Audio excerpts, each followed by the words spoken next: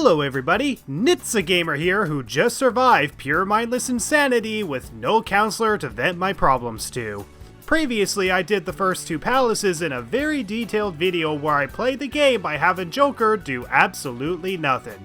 And now, we're here to continue the lack of effort by wasting so much time playing Takeover over and over and over again. Seriously, I do not want to hear that song ever again.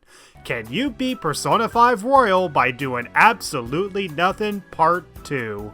To quickly recap the rules, the first is that we cannot do anything that changes the game's mechanics in the pause menu, other than reloading a save file, which you're gonna do a lot. The Velvet Room is completely off limits, and aside from the one time that we're forced to fuse two personas to gain Agathon, Agathon will be our permanent persona for the entire run. So switching personas, even when we're forced to play Joker only, is banned. In the real world, we are only allowed to go into the metaverse, go straight to LeBlanc for the night, or head to bed at night. Anything else that's not story progressive is banned. There will be one exception to the optional Confidants role, but more on that later.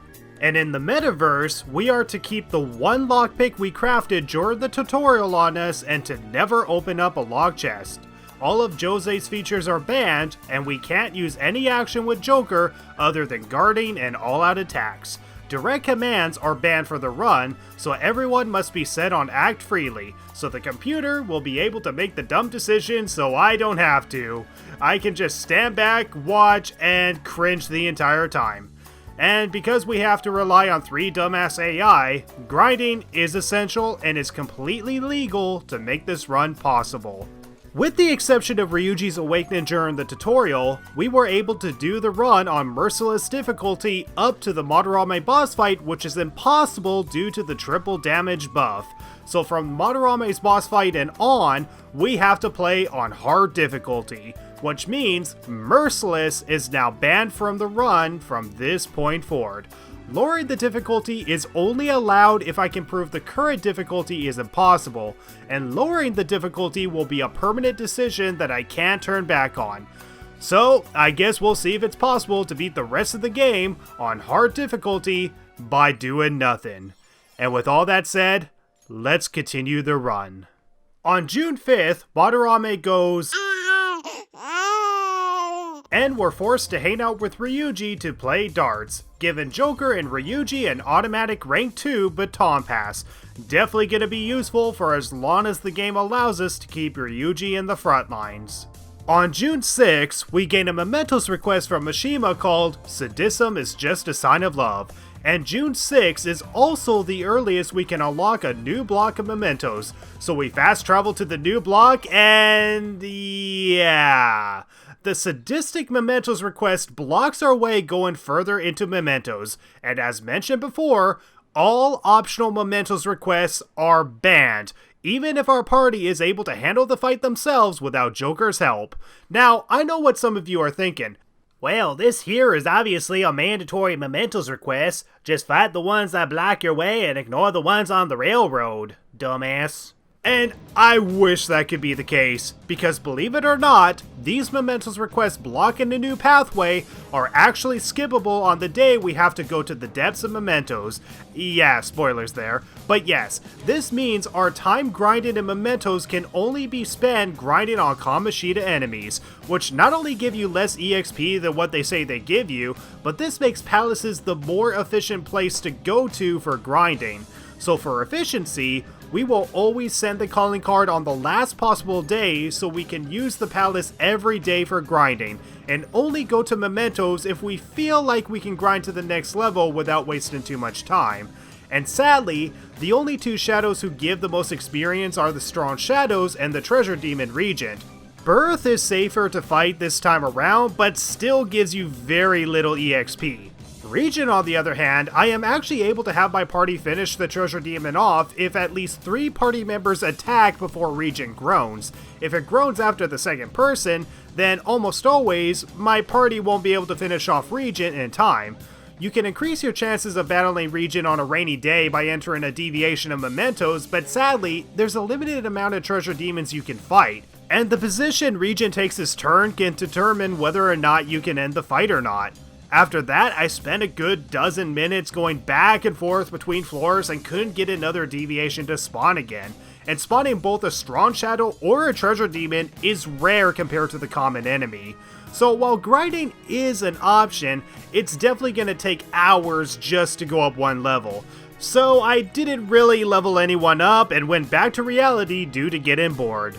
On June 7th, Ryuji and Mishima insist on calling a maid for special services. Little do they know, we're playing the equivalent of an Ace Arrow Joker, so we're just gonna ignore the Operation Maid Watch event entirely and bitch at our homeroom teacher that she doesn't work as hard as we do. On June 8th, we optionally bond with a confidant. Wait, what? Yep, I already stated in part 1 that Max and Maruki is required to unlock the 3rd semester, and since the mass majority of comments clearly don't care about my mental health, I spent time with the counselor hoping I can talk Maruki out of doing the 3rd semester. And since we're unable to fuse or obtain a counselor persona, I used a guide to make sure I give him the best responses, but even with the best responses, that doesn't deepen my bond further to initiate rank 4. So this means we will have to spend time with Maruki more than a usual playthrough due to the lack of having a counselor persona. So we need to balance out when we bond with Maruki along with our time grinding in palaces. So Dr. Maruki will be the only exceptional optional confidant for obvious reasons. During our social studies field trip, we automatically get rank 1 with Akechi, but we're gonna give him the vanilla treatment, so no gay jokes for this challenge run. We have Hot Pot in my room, which I never bothered to clean up, and get a straight A student who is concerned for Joker's lack of dedication. She finds out that we're the Phantom Thieves and demands to join. After we leave all the investigating to our friends, we hop into a new palace on June 20th. Apparently, our new target is a meninist who hates women. The first battle gives us 2 rounds fighting 2 Onis, but thankfully it goes a lot smoother than I expected thanks to Ryuji inflicting shock. Makoto gets pissed that Joker doesn't do anything and decides to show what a woman can do. And the party member that gets replaced by Makoto is On. Just like the previous Awakening battles, every new party member starts off with direct commands. So we guard with Makoto, change Makoto's tactics to act freely, and guard with Joker. And guess who the RNG gods love the most? Yep, Ryuji. Ryuji was able to inflict shock on the middle guy and later get a technical on his next turn, only to shock the 2 Onis thanks to Makoto's trait to increase the chances of burn, shock, and freeze, and have Makoto get triple technicals with Nuke. From here, the fight was ours. This left me with a good feeling that Kaneshiro's palace was gonna go smoothly. But before we could start our infiltration, I deepened my bond with Maruki on the 21st and enter the palace on the 22nd. We get our Showtime tutorial where On replaces Makoto in battle, and after the tutorial, it turns out we're back to the original 4 we played as in the first 2 palaces. So yeah, thanks to the Showtime tutorial, Makoto is kicked to the back lines with Yusuke, which means Ryuji, Morgana, and On will still be my party members till Haru's Awakening. Also, the Showtime tutorial will automatically switch Morgana's tactics to direct command, so make sure you change it back to act freely for the next fight. And when it comes to the infiltration, well, let's just say only one enemy on this floor is weak to electricity, and even then, we are faced with very tough foes who will do multi-elemental attacks, almost always ending the fights. But instead of worrying about grinding, we head to the first mini-boss where everyone starts off with using gun attacks, wait, what? And with 4 Miragis, it was over. I replayed this fight many times, and for whatever stupid reason, the characters think that using guns is the most efficient way to start the fight. And considering the amount of damage we have to endure in this fight, this will be the big thing we need to grind for, and we haven't even got to our first safe room yet. I found the most efficient enemy to grind against is Orthoris. While Orthoris does drain fire attacks, once On knows this, she will use Dormita to put Orthoris asleep. And if you saw the Kaneshiro Arc in the last part where we got a similar technical strategy to work with Burith, this is essentially the same. So with On put in the Shadow asleep, we have a chance of leveling up without too many issues. But in truth, we have more issues than success. In fact, during my time grinding, I probably died more times than I did succeed, and sometimes Orthrus will have high pixies appear, and while the high pixies are weak to gun, the party may not take them as a high priority, and if high pixies have a turn, they will either fully heal themselves or put a party member to sleep. And with any attacks exploiting a sleep and status ailment, it is so easy to die in this fight.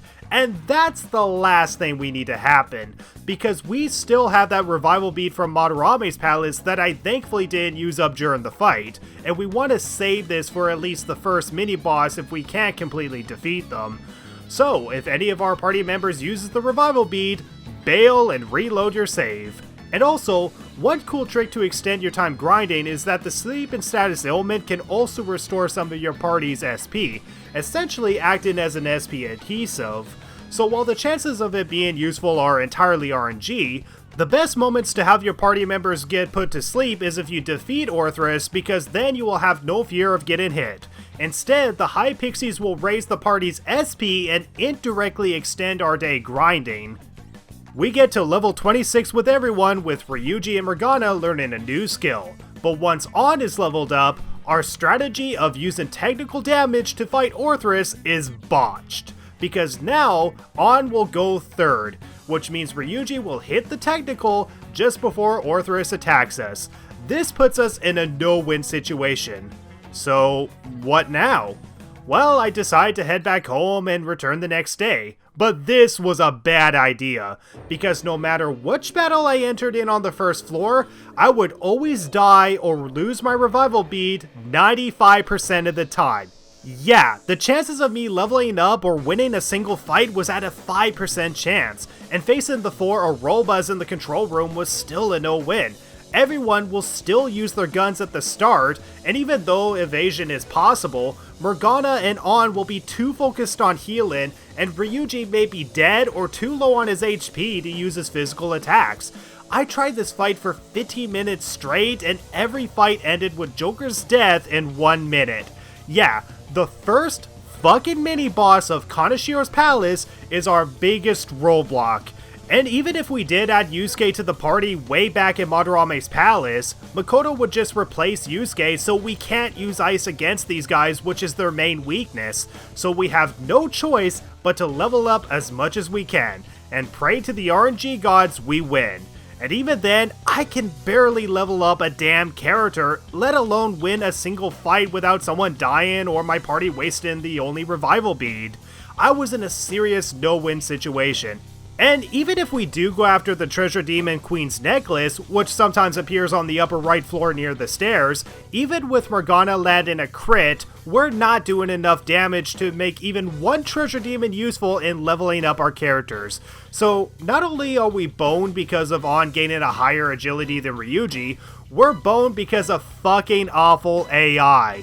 And to be clear, Morgana has Lucky Punch for crits, Ryuji has physical moves that can inflict forget, and On has a sleep and status ailment. None of these skills are considered at the start. They will only use their guns because the AI thinks that's somehow more efficient. I've never been so dumbfounded in my life because this was never a problem during the first 2 palaces. So, what do we do? Do we lower the difficulty? Do we call the run quits and break one of our rules? Well, since I could barely win a fight, I went back to reality as we do have one other option. Grind in mementos. Yes, I'm serious. I spend the 24th grinding on Kamoshida enemies with a rare chance of birth or regent appearing. I probably leveled up to 1,000 points within 2 hours alone. Yeah, we're gonna grind with the slowest possible method of making this run possible. All while Joker does nothing, and we can't use Jose stamps or flowers to improve the grinding experience. Thankfully, all shadows run from us, so we can always start a battle with an ambush, but my god, I don't know what's worse. Grinding at a snail's pace, or grinding at a 5% chance of winning at a steady pace with a bajillion reloads. All I can say is, you better be glad you don't have to do a run like this, because the Kaneshiro Arc somehow ended up becoming the most torturous experience thus far. So, I endure my saw trap on the 24th and the 25th. I leveled everyone up to 27 except for On, as she is now the 4th person to fight in battles. Alright, so I returned back to fight Orthrus again on the 26th. Once On leveled up to 27, she was back to being the 3rd person to fight again. Oh joy. But unlike last time, the RNG gods were a little bit more fair to us. Not by much, I mean, there was still more reloading than successful fights, but soon, I tried finding Queen's Necklace again, and with one lucky punch crit from Morgana and a showtime with him and On, we were able to defeat Queen's Necklace for some good EXP gain. And I am so brain dead to tell you what the hell happened throughout the rest of this day. So, long story short, we end the day with level 27 and move on to day 27 with only 12 days left of our deadline. I attempted to fight against the first mini-boss again, and while I was getting closer to finishing the fight, the RNG gods were still not on my side. So around this time, I decided to stream my run just to show how impossible this first mini-boss was. And I beated the Orobas after 3 tries on stream, but with damn good RNG and a dead cat. So instead of me streaming myself grinding on the first floor, I was able to grind actual progress through the palace. The next 3 mini-bosses were no biggie, but once we get to our 4th mini-boss at the end of the money laundering office, this fight was way too brutal for us at level 27, and our only option was to grind. Now, you may be wondering, if it took 5 days for me to grind up to this point of the palace, how many more days did it take for me to secure an infiltration route? 0! Yes, I secured an infiltration route on the 27th. But how? Well, let me introduce you to the savior of the run, High Pixie. While grinding in the money laundering office area, you have a chance of facing 5 High Pixies with one of them being a Disaster Shadow. And since my party refuses to use gun while a Disaster Shadow's in front of them, they attack one High Pixie at a time with whatever they got. And the only 2 moves that High Pixie uses is Dormina and Medium Healin'. And what's so great about this is that they never attack. They can summon enemies to attack us if they put all 4 of us asleep, but as long as Joker is guarding, Joker can never be inflicted with sleep. And when my party sleeps, they regenerate their HP and SP. So yes, it is possible to do a 1-day infiltration route by using High Pixie as a way to restore our HP and SP. And while my party will be doing whatever they can to kill these High Pixies, this is our opportunity to grind to a high level without having to waste a day grinding. And so, for more than 3 hours straight, I streamed myself grinding just to go up 1 level. Yes, it took almost 4 freaking hours just to go up from level 27 to level 28. And while this would drive me insane if I played this myself, I gotta say, interacting with my audience really helped me through my saw trap. And with Morgana learning Recarm at level 28 where he can revive fallen members with half HP, which actually does 75% thanks to Morgana having the Proud Persistence trait, we go up against the mini-boss and win thanks to the Recarm skill. I gotta say, thank you to everyone who joined that stream and helped me get through pure insanity by keeping me sane. I mean, I killed my throat after talking for 4 hours straight, but I truly appreciate all your comments on how Persona 6 will do their Persona Awakenings. I call sacking themselves in the balls.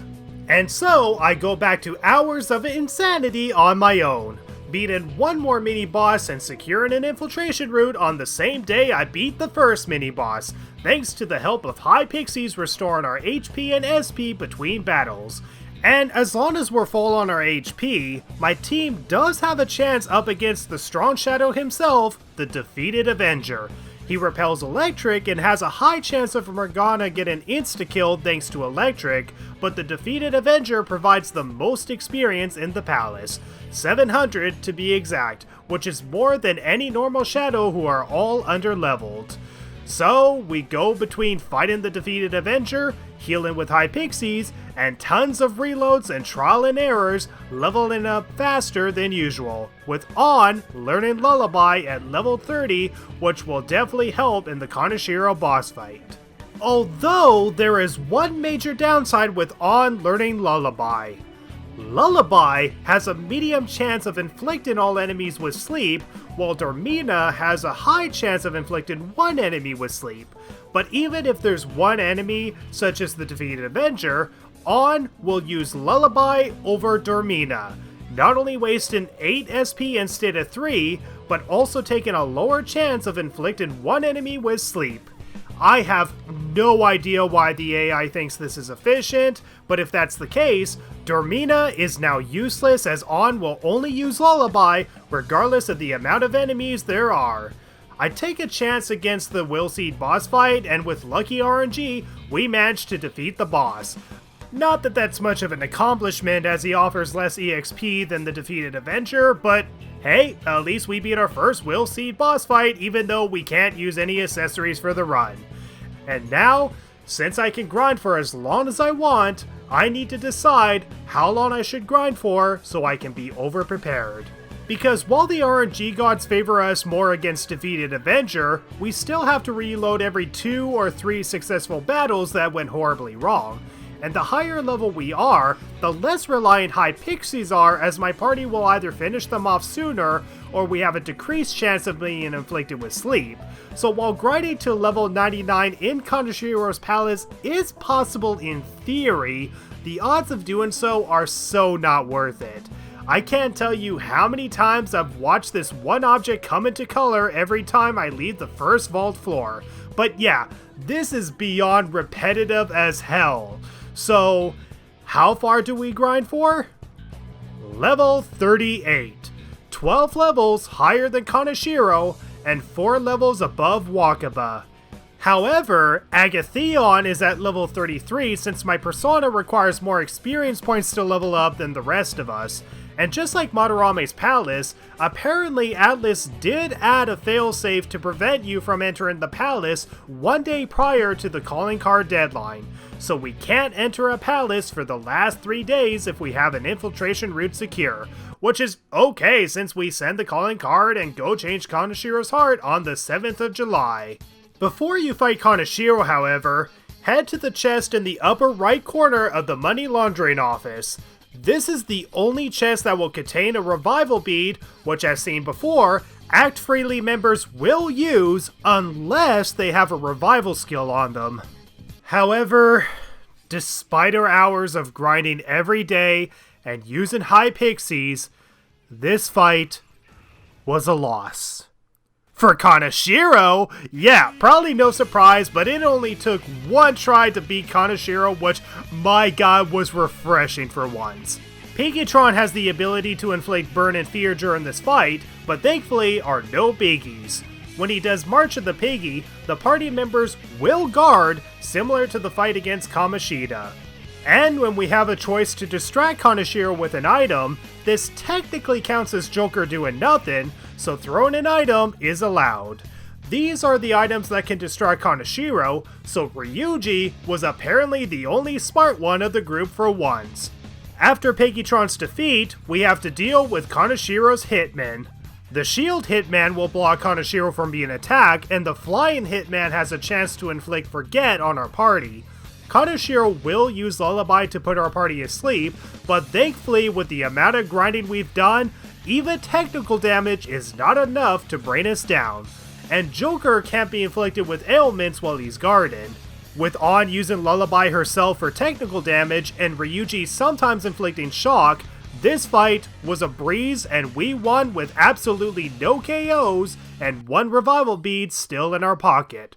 We gather in my dirty room, which I never bothered to clean up, and I use the final day of the Kaneshiro Arc to get rank 5 with Maruki, and we won't be able to start rank 6 till September 20th. So, how long did the Kaneshiro Arc take us on hard difficulty? Well, we're 36.5 hours into the run, and we ended the Madarame Arc at 17 hours and 17 minutes, so we did the Kaneshiro Arc for 19 hours straight. But bear in mind, that's the save time. For every fight, I probably lost every 2 or 5 rounds. I'll let you do the math, but I probably spent anywhere from 38 hours to 95 hours in Kaneshiro's palace alone, doing nothing but pressing the guard button and reloading for so many days straight. Was it worth overleveling my party members? Hell to the fuck no. I really wish I could just breeze through this game with insta-kill, but here we are. We're only 1/3 of the way through the game, and thankfully the next palace is not as brutal as the first 3. Well, if you're at this point in the video, chances are you're either enjoying watching me go through my saw trap, or you feel sorry for me going through my saw trap. So it will definitely mean a lot to me if you like, comment, and subscribe, and ding the bell for more Nitsa Gamer content. So, now that we got through probably the worst palace of the run, let's get through what's probably the most relaxed palace of the run, Futaba's Palace. On July 26, we can start infiltrating Futaba's palace with the most amount of days to do grinding. Hooray! And unlike the previous 3 palaces, Futaba's was without a doubt the easiest palace. It was truly the oasis of the run, as it's definitely possible to secure an infiltration route in 1 day. I did it in 2 days, mind you, but still, this palace was mostly a breeze. I say mostly a breeze because there are some things to point out when it comes to the grinding, which is the part that will drive me past insanity. You want to avoid most enemies when doing the infiltration, as only a select few shadows will be weak to your party members' attacks. Naga is the only enemy weak to wind, Sandman is the only enemy weak to electric. However, there are 3 enemies that are weak to fire, while the rest are all neutral to it. Sandman, the owls we all simped over, and the treasure demon Stone of Scone. Yes, we can actually exploit a treasure demon's weakness this time without lucky crits, but don't let that fool you as a great opportunity. Stone of Scone is very rare to spawn, regardless if the game tells you that a high security level equals more treasure demons. In truth, we don't want to accidentally enter battles that we can't win in 3 turns, and maybe only 1 or 2 searchable objects throughout the entire palace have Stone of Scone in it. But with that said, I definitely recommend searching searchable objects in the palace if Ann has enough SP on her. Now, when it comes to the mini-bosses, there are 3 mandatory ones. The first one repels wind, but is otherwise simple to finish off. The second and third are both Mott, and as long as he doesn't instantly turn Morgana into a mouse, Morgana can exploit Mott's weakness with wind. The second round of Mott is a lot harder than the first since he spawns in 1 more enemy, but with good RNG, the mini-bosses are a breeze. There's 2 chests in the palace containing a Balm of Life, which does full HP revival to 1 ally, so save these before you face up against Wakaba. It was around this time that I grinded to level 40, 6 levels above Wakaba, and about 3 full game weeks of grinding. So I had to decide, should I grind even if it takes me dozens of hours to do so? Because we do not need to worry about bonding with Maruki till the next palace, so this is our opportunity to overlevel. Well, once again, the majority of my subscribers don't care about my mental health, so I did exactly that. Grind and overlevel my party members, which, in all fairness, is honestly a good idea because I do not want to face another saw trap again like I did at the start of Kaneshiro's palace. I could definitely say my biggest mistake of the run was not using the second half of the Kaneshiro Arc to grind my party. I know some of you may consider this cheating, but considering that I'm doing this run without most of the game's mechanics to help me out, and without using insta-kill or Mishima's EXP buffs, I say overleveling by actually entering battles is earned. It may be repetitive and draining as fuck, but it will make the boss fights go a lot smoother, and both Wakaba and Okumura are definitely going to be the most concerning. But if Stone of Scone is rare, who do I grind against? Anubis. Anubis is the strong shadow that has a higher level than the treasure demon and offers the most experience points in the palace. Anubis nullifies Curse and Bless and resists Gun, so all elemental and physical attacks will be used from our party members. And while Anubis is technically easier than defeated Avenger, The thing with Anubis is that he balances between Curse, Bless, and resetting the balance. If he leans towards Curse or Bless, he will do 2 insta-kill attacks, so it's entirely RNG whether or not your party members die. And since Morgana is the only member with a revival skill, if Morgana gets insta-killed, you might as well reload and try again. But the most devastating attack is when Anubis resets the balance, which he'll either go for 3rd or after his health reaches below 50%. Here, he will use a multi-medium Curse and Bless attack, and at our current level, this is an instant death unless we gain more hit points and endurance. So it all comes down to whether or not my party can finish Anubis in time before the reset balance attack, and if we can force Anubis to skip his turn with Shock. Ryuji's electric and shock boost is the true savior of this fight. So we continue to grind for days, ended the grinds around 40 to 50 SP as Audit Ryuji for whatever reason will stop using their elemental attacks at a certain percentage, despite having enough SP to use them. I don't know why the AI does this, but then again, efficiency was never in their vocabulary.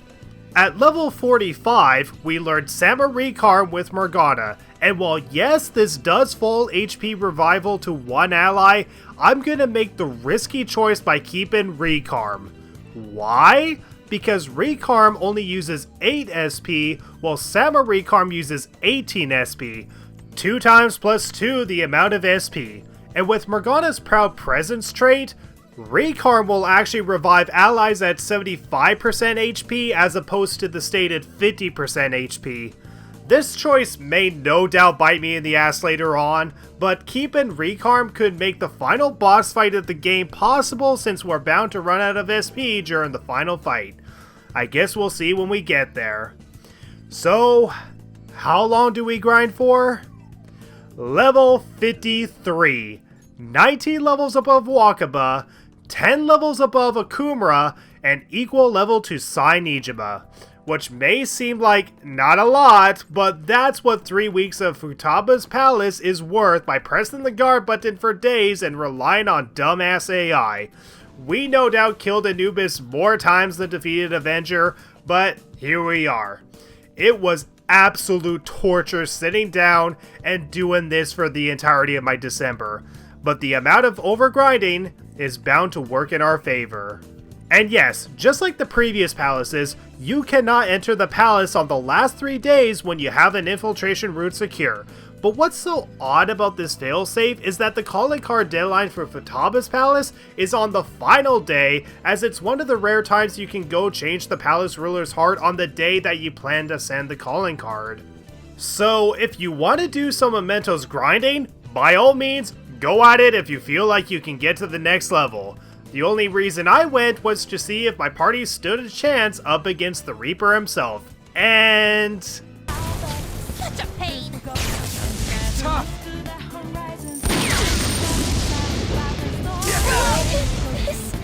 Persona! I can't believe this. Damn it! Close out! Ready! How could they be this strong? yeah, nope, we're still far from ready to max out everyone. God damn it. So we send the calling card on the last possible day because an asshole who does nothing always does things at the last possible minute.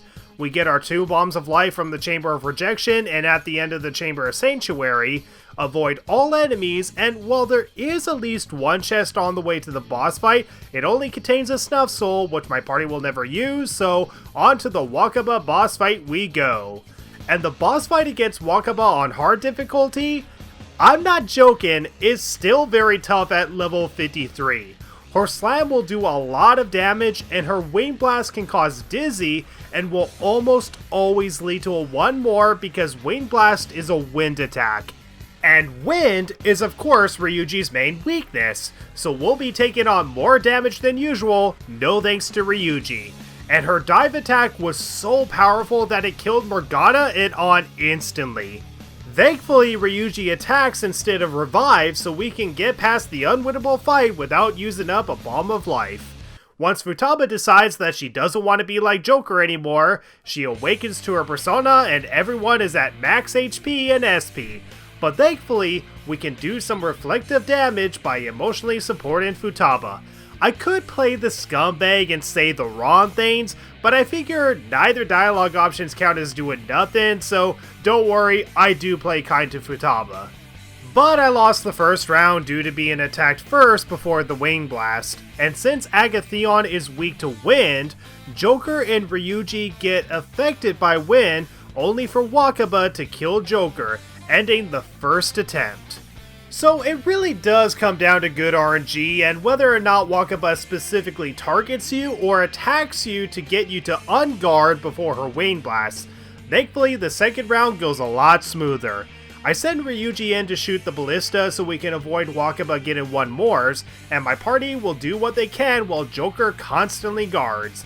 The dizzy ailment can be exploited with any attacks, but thankfully with Morgana having me Patra, he can get rid of dizzy no problem. Although he will prioritize healing over curing the ailment. So with some guns and magic attacks later, Wakaba goes down and Futaba commands us to fire!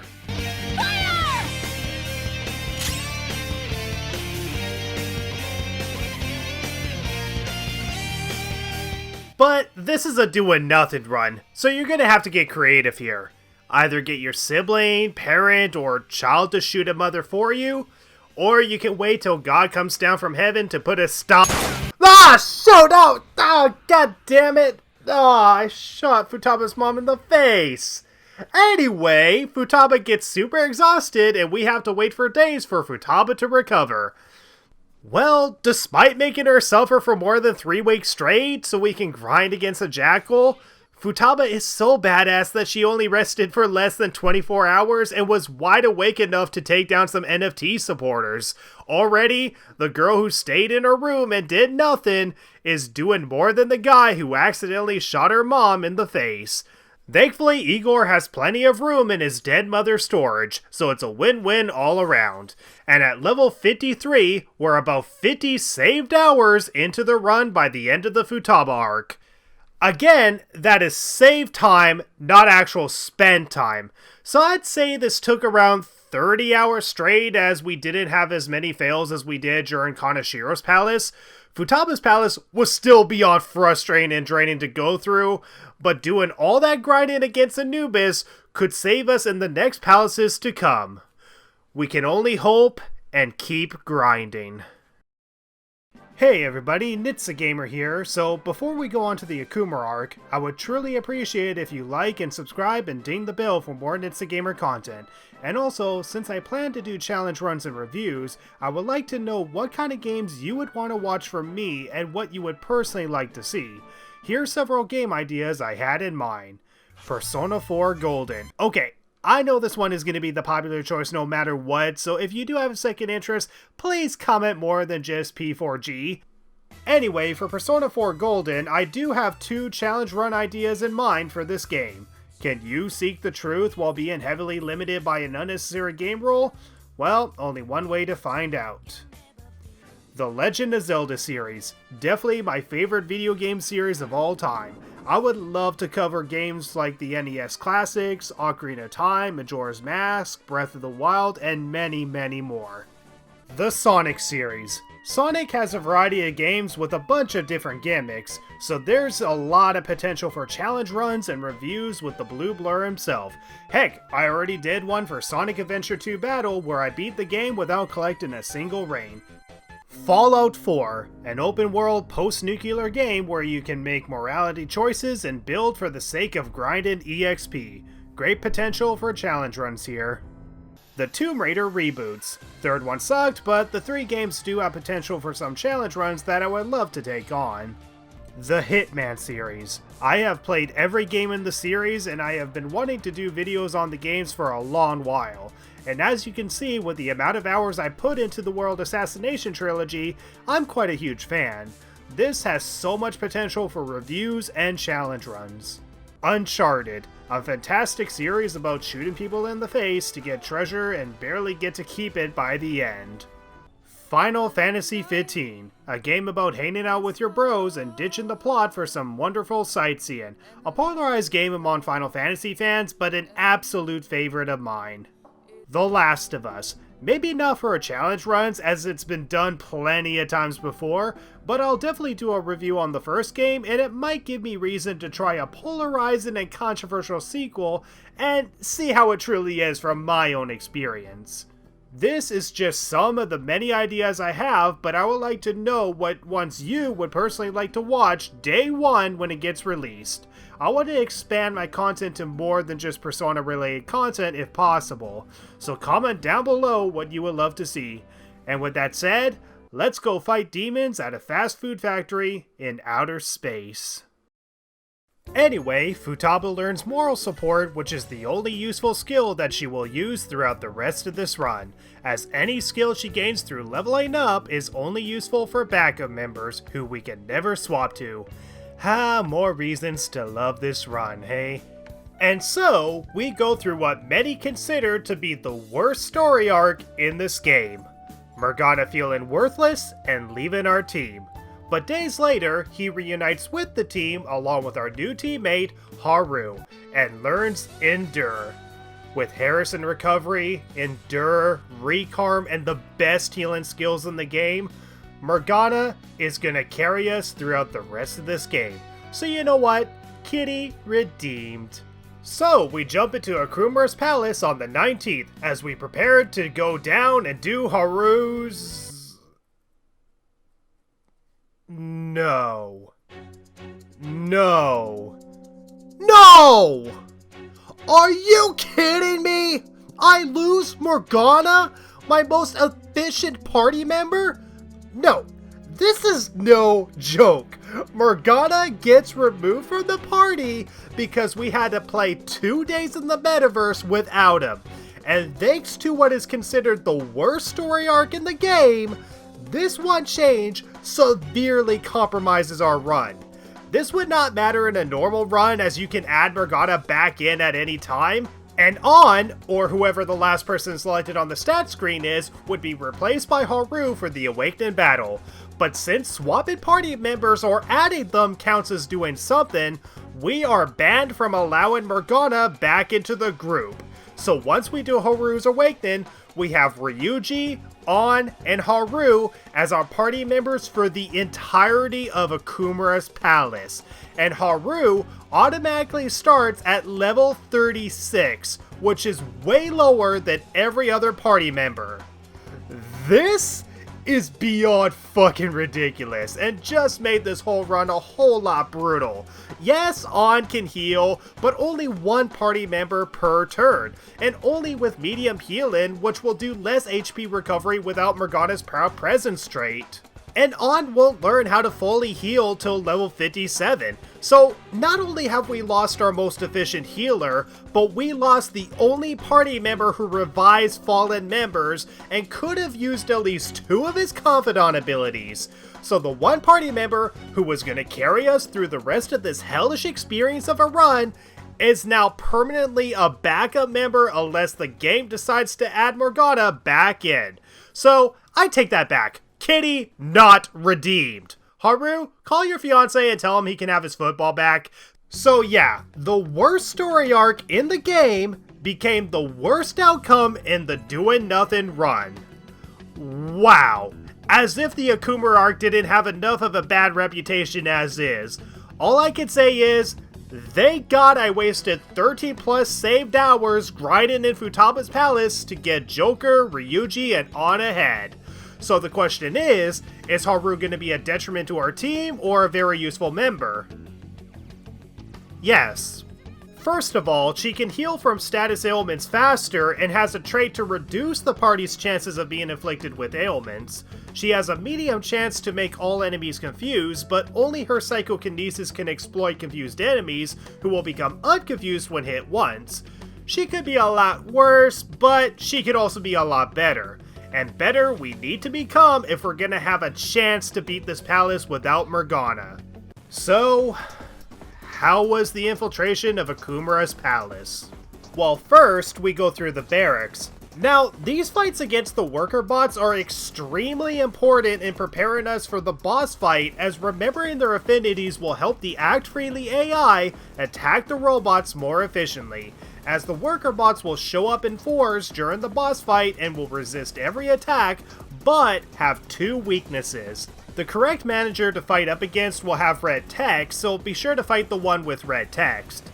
The blue worker bots are weak to fire and wind, and the red worker bots are weak to electric and nuke, so On and Ryuji will have the first fight covered. The second fight we'll have to fight up against the blue bots again, which On can take down, but the skinny light blue bots are weak to wind and bless. Since no one has wind or bless, attacking the light blue worker bot is problematic, as every attack will resist and do very little damage. And if there's a lower class worker bot, they will use Recarmdra, which will fully heal everyone and reduce their health down to 1 HP. And even if we get rid of that worker bot, the manager will call another worker bot in. This is usually what drives first time players insane, because they can't figure out the weaknesses to finish off the robots in time before the fight drags out and wastes everyone's SP. This was only a problem for me on my first playthrough of the vanilla game, but my god was it painful to watch as Joker does nothing. And if we had Morgana instead of On, we would have been able to exploit every worker bot's weakness no problem. Thankfully, with good RNG, it's possible to get through without exploiting the weaknesses of the light blue worker bots. Then we get the green worker bot, who is weak to Psychokinesis and Curse, so Haru and On has the third fight covered. After probably the most badass grappling moment in the game, our next roadblock is getting through the 3 lines in the factory without entering battles. It's a little tough, and I did enter one battle accidentally, but even if you get caught, you just need a good escape route and you should be fine. Along the way, we come across the treasure demon, Korai Nor, who is weak to gun attacks. Yes, the one attack that doesn't use up any resources can take down the treasure demon in Okumura's palace, making it the most efficient EXP gain without wasting SP, but more on the treasure demon later. At the end of the disposal line, we come across 3 waves of 5 yellow worker bots who are weak to ice and psychokinesis. As long as Haru is able to down all 15 enemies without missing twice in a row like she did during the 3rd wave, these worker bots can be defeated easily, granting us a crap ton of experience points. Yeah, I definitely want everyone alive for that. And then we have the airlock puzzles, which everyone in the community seems to hate for some reason. Honestly, I think the puzzle is very easy to solve, even in the vanilla version, so I personally never dread going through the airlock section of the palace. And even when there's not enough cover to get around an enemy, sometimes sticking to their back as they turn 90 degrees can work, and you can avoid detection without entering battles. That is, with the exception of this one shadow where one of my game overs happened. This shadow covers a switch that you have to flick not once, but twice to get to the middle area to grant you a path to the exit. And while you can walk to the switches no problem, as the shadow will do a U-turn at this end of the pathway, it will only do a U-turn near the switch, meaning it's impossible to avoid detection without having to enter a battle one way or another. The shadow never turns at the end of this path regardless of what side of the room it's on, and there's no spot to take cover other than by these crates. But aside from that one hurdle, you can get through the entire airlock puzzle without detection and gain another bomb of life at the end of the second puzzle. However, you may notice that I don't reload upon getting it. Why is that? Well, if you look, we have 3 bombs of lives, 2 of which came from Futaba's palace, but have you noticed that it never gets used when our party gets KO'd? Yes, this means exactly what you think. Act Freely members only use revival beads to revive fallen members and not the Bomb of Life. Which means, despite having a superior revival item, Bombs of Lives are worthless in the doing nothing run and will never be used by the AI. Why? I have no fucking clue. I guess this palace just wants me to fail so badly or something. So yes, not only do we need to finish the Okumura boss fight with only on healing 1 party member per turn, but we need to beat the boss fight without being able to revive fallen members. And while we can secure an infiltration route in one day, sending the calling card now is a dumb idea. Just like the idea of this challenge run. So, if we want to win, we have to grind every day, regardless if Baruki is available or not. I only increased his rank on the 20th to rank 6 in the hopes we can deepen our bond with him when Joker sleeps or something. And what sucks is that there's really no efficient method of grinding in Okumura's palace, as most of the grinding will be all over the palace. On the upside, it makes it less boring than Futaba's palace, where we just grinded on one enemy over and over and over again for 24 days straight, but more torture does not make this run any more fun. So, how do I go about the grinding?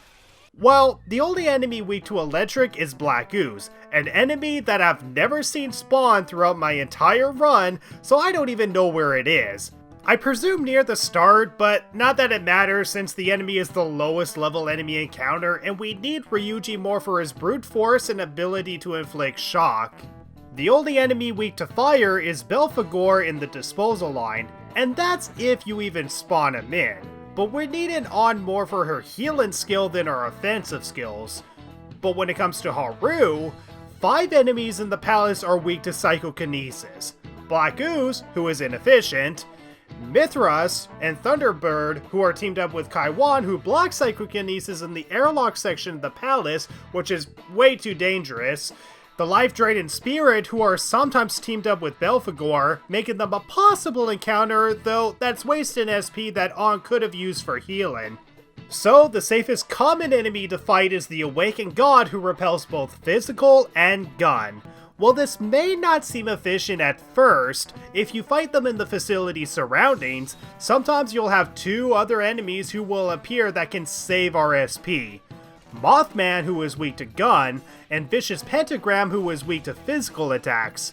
If On or Ryuji attacks these enemies, they can baton pass to Haru, increasing our chances of all-out attacking these enemies without getting hit. But really, the most efficient demon to fight against is the Treasure Demon. So for every day we come back to the palace, we raise the security level on purpose in the barracks and search as many searchable objects as possible. If we do this every day, we can get 1 treasure demon at the least, or as much as 3 or 4. It will use up a lot of time, sure, but if you're good with stealth and leaning against cover, you won't have to deal with a single enemy, and at worst, only have to run from a few. With the Treasure Demon offering 1,500 experience, which in reality we're only gaining about 30% of, we can grind a few hundred experience points with everyone, with Haru gaining most of the experience. And then, there's the big guy. The strong shadow in the barracks, Rebellious Elephant. Yes, I know he has a name, but I'm going by that name because his real name is hard to say. And I'm not gonna lie, the strong shadow in this palace is more useful as a persona you can obtain than a shadow to fight against. Why? Because Rebellious Elephant is a very endurable and tough opponent who will cause you to do more reloads than Defeated Avenger did in Kaneshiro's palace. Rebellious Elephant repels both physical and gun and is only weak to blessed attacks, which none of my party members have. Now, when he has a turn, he will have 2 turns throwing 1 of 5 moves at you, and always in this order. Round 1, he will use Augidine with a low chance to burn, and Wage War for a medium chance to inflict everyone with rage. Round 2, he will use Augidine again, followed up with Madoon with a medium chance of insta-killing. And for the 3rd round, he uses Deathbound and Taunt for a high chance to inflict 1 member with rage. Rebellious Elephant will use Rage after an attack, so there's even a chance that Joker will be inflicted. And since Rage causes melee attacks, well, you can see how this can be a very tough shadow to face, made even worse if Ryuji's trait is used.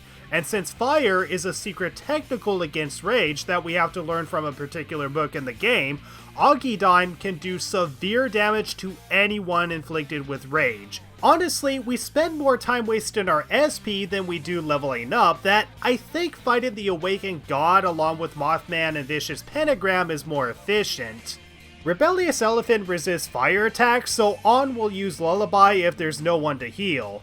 Lullaby has a medium chance of inflicting sleep, and, well, if you saw the Kaneshiro grind, you'd know why we got rid of Dormina, which had a high chance despite the low SP cost. Ryuji inflicting shock is only useful in having the elephant skip his turn, unless we had nuke skills, which we don't. And Haru will be a detriment to the fight. Not only because she has a high chance of dying, but because she will use Tentarafu, a medium chance of inflicting all enemies with Confuse, and she is the only one who can exploit confused enemies, which will go away once On or Ryuji hit the elephant once. The only great advantage with Haru's trait is to reduce the chances of ailments by 25%, and she herself can heal from an ailment, sometimes instantly with her passive skill.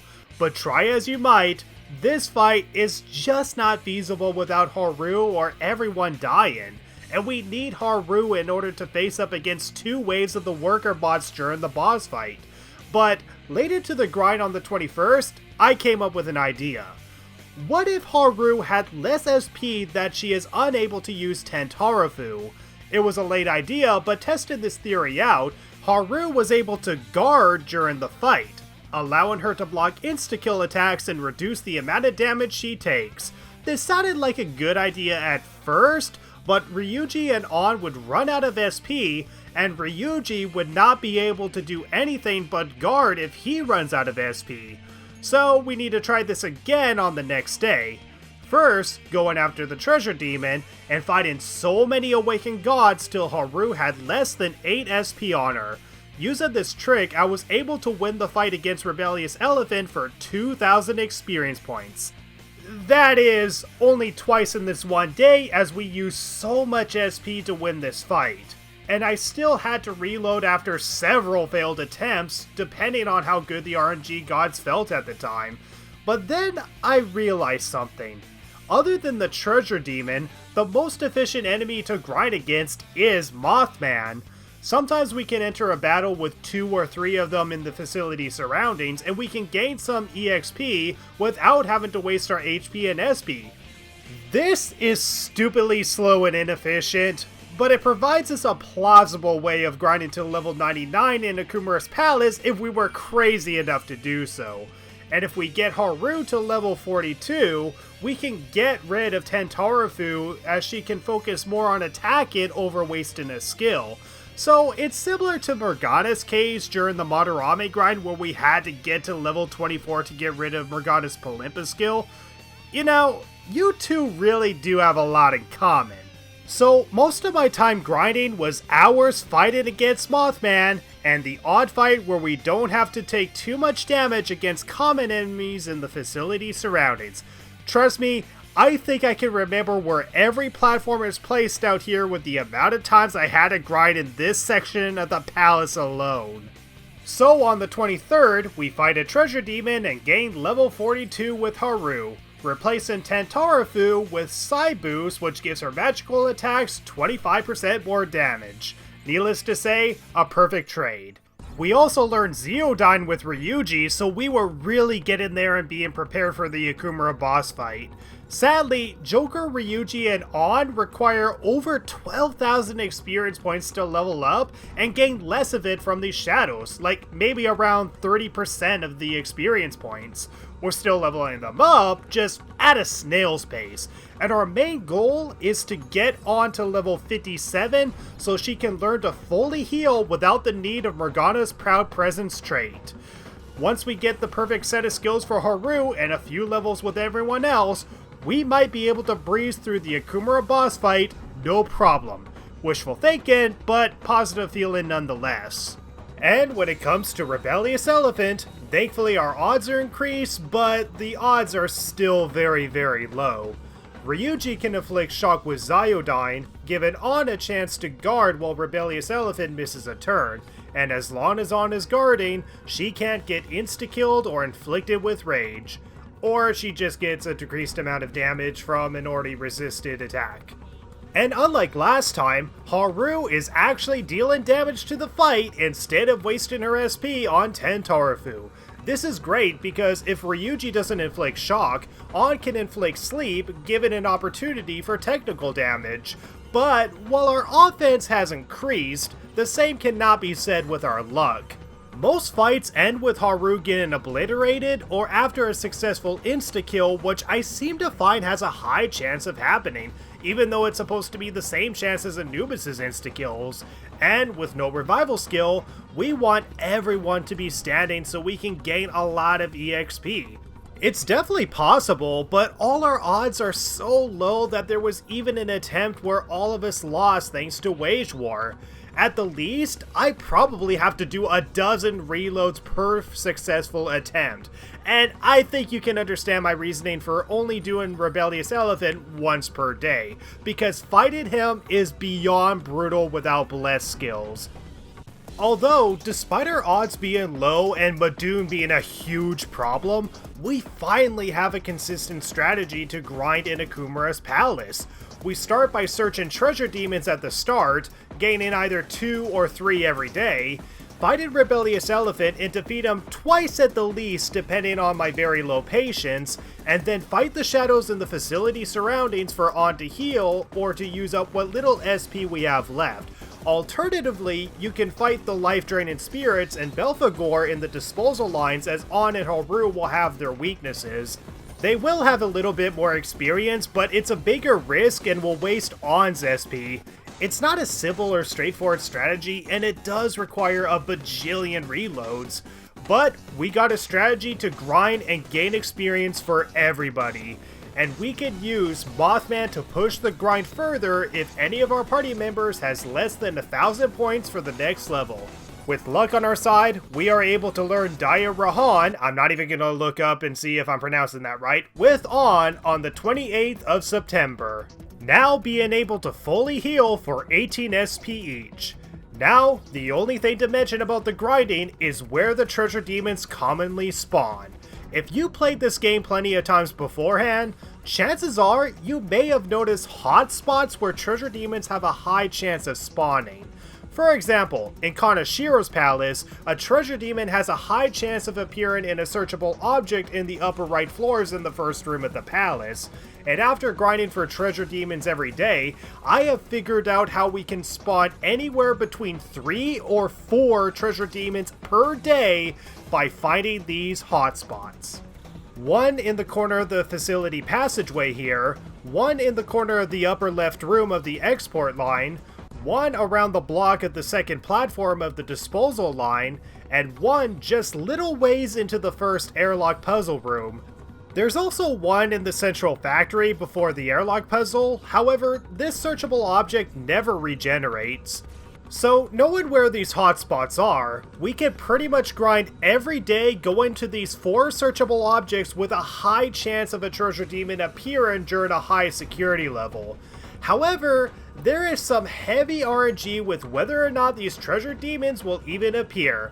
Sometimes, to get to the facility passageway treasure demon, I have to come in from a different direction. Or for the treasure demon in the airlock puzzle, I search all searchable objects highlighted in third eye, but the treasure demon doesn't even spawn. So I did it again, but I took the time to get nothing from a searchable object that doesn't have a highlight, and the treasure demon spawns. Essentially, if you don't get the treasure demon to spawn, reload and change your approach and movements. You'll hit the right RNG eventually and not miss out on a single treasure demon, unless the object itself doesn't regenerate the next day. One night I was able to deepen my bond with Maruki by dreaming about him, and then we get Kasumi's Awakening and 3rd Semester Palace introduction on the 3rd of October. We automatically have Morgana with us during this part, but after we defeat Bumblebee here, we're still stuck with the 3 that we've been grinding with. And this could have been your chance to redeem yourself, Morgana! So, for the remaining 4 days we have left, we grind by going after the treasure demon's 4 hotspots in the palace, fight Rebellious Elephant for 2000 EXP with a dozen reloads thanks to the insta-kill attacks, and fighting enemies between the disposal line and the facility surrounding, with Mothman allowing us to push the last bit of EXP to level up our characters. Thankfully, on the final day of our grinding, we managed to level Haru up to 54 so she can increase her gun attacks with the snipe ability. And since the last 3 days of the palace are inaccessible without sending the calling card, we raise our rank with Maruki on the Saturday since there's no school on Sunday or Monday. And here's a fun fact, you can unlock the church and start Hifume's confidant as late as this day without Yusuke's confidant. To that confession boost still count as doing something. So we send the calling card and go change Okumura's heart on the last possible day. Of course, we go to get 3 out of the 4 treasure demons from the hotspots, and then we are ready to take on Okumura. So, after 17 agonizing days of grinding in Okumura's palace, we got Joker, Ryuji, and on up to level 60. So, we only grinded for 7 levels in Okumura's palace. What shouldn't be so surprising considering that A, we're over leveled, and B, we were lucky enough to find a grinding strat in this palace to begin with. And Haru is at level 54, which is the same level Tevin grinded to when he did his Okumura boss fight with Haru only, so there's hope there. Agathion is at level 51, bear in mind he requires more points to level up than the rest of us, and if you're wondering how many times I defeated Rebellious Elephant, well, thankfully with the Strong Shadows dropping 1 thing of dirty laundry per defeat, I can confirm that we successfully defeated Rebellious Elephant 53 times, which is far less than my successful fights against Anubis and defeated Avenger. Yeah, Rebellious Elephant is that hard of a shadow without bless attacks, and since my first defeat was on the 22nd, we grinded against Rebellious Elephant for 14 days, which means on average, we defeated Rebellious Elephant for about 3.8 times per day. Honestly, a lot more times than it felt. So, clench your butt cheeks and get your gloves tight. Let's end this awful grind of the palace once and for all. So, after Morgana fails to redeem himself, we start the fight off by fighting waves of worker bots, whose weaknesses we learned way back on day 1. Starting off with the blue ones who are weak to fire and wind, so On eliminates them no problem. From the first wave, On was able to baton pass to Haru to eliminate the yellow bots who are weak to psychokinesis. She gets their weakness, then kills them with a grenade. The third wave of worker bots are weak to electric, and even if you can't get all of them in one turn, they are easy to take down before we face the fourth wave, the Division Managers. The only robots out of the 5 waves who my party members cannot exploit without lucky crits or technicals from Shock. The Division Managers are weak to Wind and Bless, so if we had Morgana instead of On, we would have been able to exploit all weaknesses no problem. But let's see how our party does. That's 1 knocked down.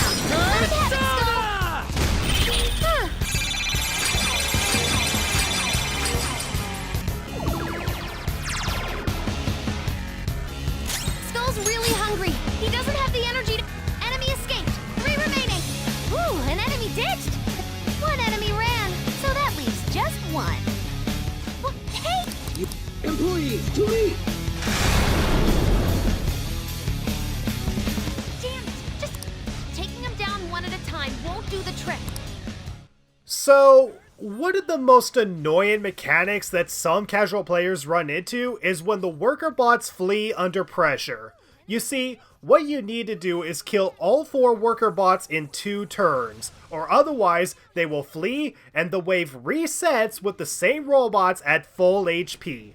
This mechanic alone drove so many players insane, but it honestly isn't that big of a roadblock, as you can just use Joker to use other personas to figure out what they're weak to, or if you use Hifume's rank 1 perk to swap to other party members, you can find out what they're weak to that way. As long as you're able to exploit the weaknesses, which you should have found out prior to the fight, you should have no problem. But the problem in this run is that only 3 party members are attacking, and we only have fire, electric, and psychokinesis to work with. And since the Division Managers resist all 3 of those attacks, the only other solution is to use crits and technicals. Or use gun. Haru has a move called Triple Down, which allows her to use light gun attacks 3 times on all foes with a 5% chance of critical damage, and every single worker bot is neutral to gun attacks, which means Triple Down is our go-to move. But that's if Haru even uses it. First of all, we need to beat all 4 of these worker bots in 2 turns, which means we need to do a lot of damage potential. But how this boss fight works is that Okumura will lower our defense, raise one of the bot's defense, command his workers to specifically target one member at a time, and during the second turn, he will order one robot to self-explode, doing damage to everyone. And with 4 assault dives from one of the division managers, it's almost a guaranteed kill to one party member. And remember, we can't revive for the entire boss fight, and On will be too busy healing or using Dekaja, which, yes, I did not get rid of that skill. Ryuji's physical and electric attacks will resist, though he does have a chance at crits or shocking the worker bots, and Haru will either use Triple Down if she has enough health on her, or Psychokinesis, which, despite resisting, she will go for over an attack that has neutral damage. I swear, the AI is so dumb. So, how many tries did it take to beat Okumura on hard difficulty? I don't know, because it's impossible. No, really, there's no possible way to get past the 4th wave of worker bots. My party was not doing enough damage, even if On was contributing to the damage, and yes, even if we were able to wipe out at least 2 of these enemies, it was only because of lucky crits and the AI attacking a singular enemy. Because clearly, less enemies makes the reset less harder or something? I don't know, the AI is so dumb. I mean, obviously, they're programmed to wipe out enemies efficiently, so there's less of them on screen, so they're not programmed to know about the reset. So, it looks like the time has come. It is time to lower the difficulty. Without a way of grinding and spotting in Mothman's only, which I'm not gonna do, we're lowering the difficulty. On normal difficulty, we receive 60% less damage and do 20% more damage. And, well, even on normal, the 4th wave was still quite brutal. But believe it or not, there was one turn where we got Haru to take down the 4th wave herself. Except Ryuji was dead. The 5th wave of worker bots are weak to Psychokinesis, although it not only took more than 2 turns to bring them down, but they brought On down with them. So while Haru and Joker were able to get to the executive director, Haru lacks any healing skills, so we lost this fight. Normal difficulty might be possible, but at this point, guys, I was so burned out. I just wanted to quit this run. Seriously, I just wanted it to end. I remember after failing the attempts on normal difficulty, I couldn't sleep for the entire night and I suffered working at my real-life job with sleep deprivation. At this point, this run was not only getting on my nerves, it was affecting my health both physically and mentally. And honestly, what the fuck am I doing? Yes, yeah, I know, I am doing a run where I make the protagonist do nothing, but why am I subjecting myself to the hardest difficulty? To prove how challenging this run is? Well, really, the only point I need to prove is that a run like this is possible. Not so much if I can beat it on the hardest or merciless difficulty. And really, the only reason Luigi was able to win a Mario Party minigame by doing nothing is because the computer players were always set on easy difficulty, not hard. So, you know what? I say screw this challenge run. I'm going down to easy difficulty. I could do safe difficulty, but then I couldn't change the difficulty after the fact, and it's a walk in the park allowing infinite retries and battles. On easy difficulty, we receive 20% more EXP and receive half the damage we would if on normal difficulty. Although we do the same amount of damage, so... Look guys, I know a challenge run is best proven on its hardest difficulty, but at this point, my health was at stake, so I had to lower the difficulty. I hope you guys can understand why I'm pussing out. Just know, I do plan to complete the rest of this run. Now, let's take down this bastard once and for all, and hopefully don't see any more of those division managers flee.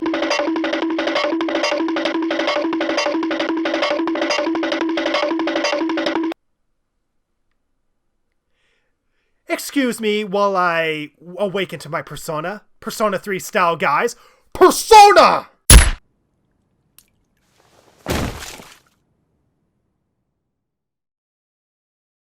Yes. Even on easy difficulty, our success is a small window, and it takes freaking forever to die. My brain is so freaking fried that I can't even go into details why this fight doesn't work and what we need in order to win, but I'll do my best to explain. Easy difficulty does the same amount of damage as normal, and as you saw, we were able to get past the division managers once on normal difficulty, but how did we do it? Well, it required Futaba buffing our attack power, which she did during the third wave. The chances of this alone happening are slim. During turn 1 of the division managers, On uses Decaja, which might sound worthless, but her getting rid of one of the robot's defense buff could actually be adding to the damage output and the chances of getting rid of all the enemies. Haru then uses Triple Down, which barely gets them down to 50% health. Ryuji uses Deathbound, and the division managers kill Ryuji, which means On could attack since she can't revive a dead Ryuji, and Haru was able to finish them off with another Triple Down. So, not only do we need Haru to do Triple Down twice, we also need On to nullify the defense buff and get some bit of damage from Ryuji and On, and with Haru buffing everyone's attack power beforehand. The chances of all of this happening are very, very low. We could increase our odds if Ryuji or Haru lands a critical, but again, the chances are so slim. This means leveling Haru to gain the snipe ability is a necessary requirement to win this fight in the doing nothing run, and we happen to have got it on the last possible day of grinding. So, my options are to keep fighting multiple times till we get the perfect RNG for Futaba to buff and Haru and Ryuji to crit and for Haru to do 2 or 3 triple downs. However, once her health reaches below 25%, she will not use Triple Down and instead use Psychokinesis. Some of you might be thinking that we just need to level Haru up a bit. However, the way that physical and gun skills work in the game is that they take a percentage of the overall HP away, not a set value. Triple Down costs 60% of Haru's HP, so she will only use it twice until On fully heals her, which On won't do unless the robots are ordered by Okumura to target Haru specifically to get her health under 50%. And that's if Haru doesn't constantly dodge attacks, which my party is so good at evading, by the way. Again, it all comes down to RNG, but you can see that literally everything we need to eliminate the fourth wave is multiple factors of RNG. It requires multiple factors with low odds. Now I'm really starting to see why newcomers hate this boss fight. Except I at least have an excuse while the rest of you guys suck.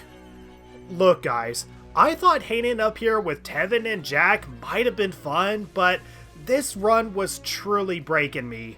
So how did these guys get through their challenge runs?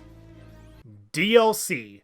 I can't use DLC since my rule set doesn't allow me to. That and the gym uniform is free and everything else costs money, which is a practice I don't support and want to give into. So, is there a way to increase our odds without constant failed attempts? Because I refuse to fight Mothmans for several days straight. Well, yes, there is one option, but you guys are not gonna like it.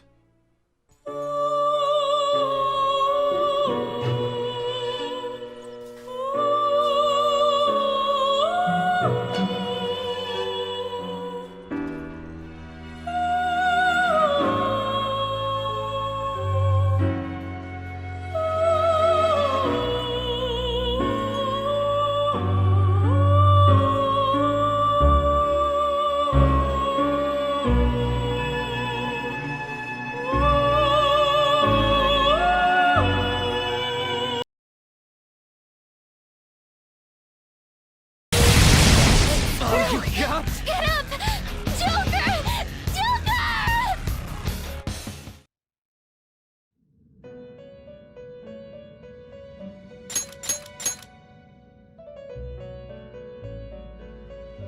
So, the game is over. What a truly foolish end.